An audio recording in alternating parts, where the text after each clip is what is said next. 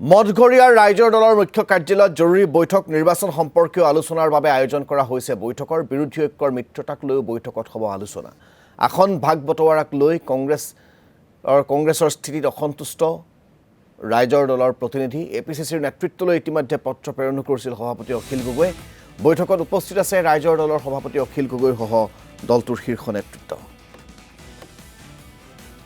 আমিতো আশা কৰিছোঁ যে বিজেপিক শাসনৰ পৰা আঁতৰোৱাৰ স্বাৰ্থত কংগ্ৰেছে আকোৰগোজ মনোভাৱ এৰি সৰু সৰু দলবোৰৰ লগত অলপ এৰা ধৰাৰ মাজেৰে তেওঁলোকে মিত্ৰতা কৰক।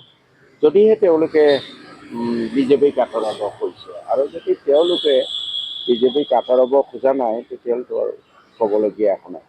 আমাৰ সভাপতি বা অন্য যিসকলে কৰি আছে মই সেইবোৰৰ লগত জড়িত নহয়, গতিকে কেনেকুৱা ধৰণৰ আকোৰগোজ হৈছে কি হৈছে মই নাজানো।